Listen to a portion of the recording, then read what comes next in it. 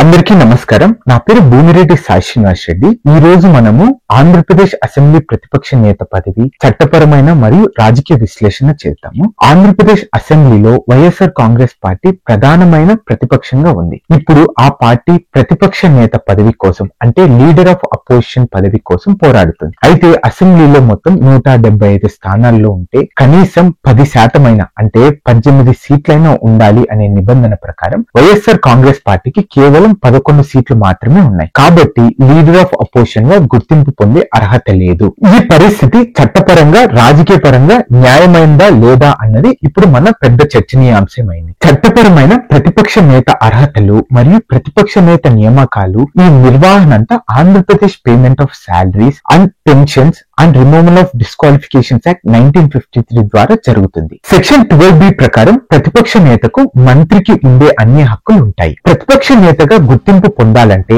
అసెంబ్లీలో అత్యధిక స్థానాలు కలిగిన ప్రతిపక్ష పార్టీ అవ్వాలి. మన దేశంలో ప్రతిపక్ష నేత హోదా గురించి అమలు అవుతున్న నిబంధనల ప్రకారం మొత్తం అసెంబ్లీలో 10% సీట్లు ఉండాలి. వైఎస్ఆర్ కాంగ్రెస్ పార్టీకి మాత్రం కేవలం 11 సీట్లు మాత్రమే ఉన్నందున ప్రతిపక్ష నేతగా గుర్తింపు పొందే అర్హత లేదు. ఇప్పుడు మనం చరిత్రలో ఇటువంటి ఉదాహరణ గురించి తెలుసుకుందాం. ఈ సమస్య మనకు కొత్తేమి కాదు. గతంలో కూడా ఇటువంటి సంఘటనలు చాలా జరిగాయి. ముందుగా 1991లో తమిళనాడు అసెంబ్లీలో డిఎంకే పార్టీకి 22.5% ఓట్లు వచ్చినా కేవలం 2 సీట్లు మాత్రమే వచ్చాయి. కనీస అర్హత లేకపోవడంతో ప్రతిపక్ష నేత పదవిని రాలేదు. మనందరికీ తెలుసు 2014 లోక్సభ ఎన్నికల్లో కూడా రాహుల్ గాంధీ గారికి లీడర్ ఆఫ్ అపోజిషన్ అనేది రాలేదని. ఆ రోజు కాంగ్రెస్ పార్టీకి 44 సీట్లు వచ్చినప్పటికీ ఎల్ఓపి అవ్వాలంటే 55 సీట్లు కావాలి. కాబట్టి స్పీకర్ గారు ప్రతిపక్ష నేతగా గుర్తించలేదు. కానీ అతనికి మెయిన్ లీడర్ ఆఫ్ అపోజిషన్ గా గుర్తించి ఆ రోజు కాంగ్రెస్ పార్టీకి ఇవ్వాల్సిన సమయము అంటే 44 సీట్లకు ఇవ్వాల్సిన సమయము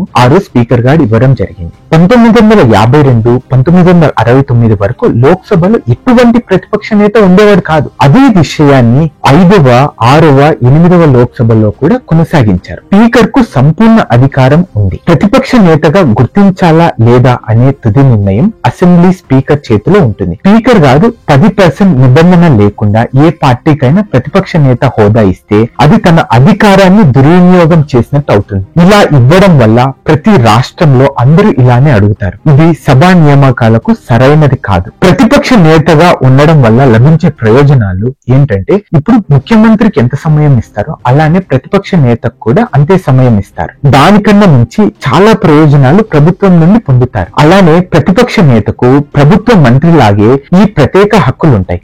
దానిలో ప్రభుత్వ భద్రతా సిబ్బంది ఉంటుంది. అలానే ప్రభుత్వ నివాసం, కార్యాలయం సౌకర్యాలు ప్రత్యేకంగా కల్పించాలి. ప్రభుత్వ నిధులు మరియు ప్రయాణ మరియు ఇతర అలవెన్సులు కూడా ప్రతిపక్ష నేతకు సపరేట్ గా ఇవ్వాల్సిందేది ఉంటుంది. అయితే కనీస అర్హత లేకుండా ఈ హక్కులను ఒక సాధారణ ఎమ్మెల్యేకి ఇవ్వడము ప్రజాస్వామ్య న్యాయాన్ని విస్మరించడమే అవుతుంది. ఇప్పుడు మనము అసెంబ్లీ బహిష్కరణ సరైన మార్గమా లేదా అనే దాని గురించి చర్చించుకుందాం. వైఎస్ఆర్ కాంగ్రెస్ పార్టీ మా నేతకు లీడర్ ఆఫ్ అపోజిషన్ గా గుర్తించకపోతే అసెంబ్లీకి హాజరు కాము అని ప్రకటించింది. కానీ తాను ఈ రోజు తను అసెంబ్లీకి వస్తాననే నిర్ణయాన్ని మేము రాష్ట్రమంతా ఆహ్వానిస్తున్నాం. ఇక్కడ ఒక చిన్న ముఖ్యమైన ప్రశ్న వస్తుంది. ఎమ్మెల్యేగా పోటీ చేసి గెలిచి అసెంబ్లీకి రాకపోతే ఆ నియోజకవర్గ ప్రజల సమస్యలు ఎవరు వినిపిస్తారు? ప్రజాస్వామ్యంలో ప్రజల గలం అసెంబ్లీలో వినిపించాల్సింది, బయట సభల్లో కాదు. ప్రతిపక్ష పార్టీ ప్రభుత్వం తీసుకునే నిర్ణయాలను ప్రశ్నించాలి. ప్రతిపక్ష పార్టీ గొప్పతనాన్ని గురించి మీ అందరికి వివరిస్తాను. ప్రతిపక్ష పార్టీ ప్రభుత్వం తీసుకునే నిర్ణయాలను ప్రశ్నించాలి, అసెంబ్లీలో మాట్లాడాలి, ప్రజా సమస్యలను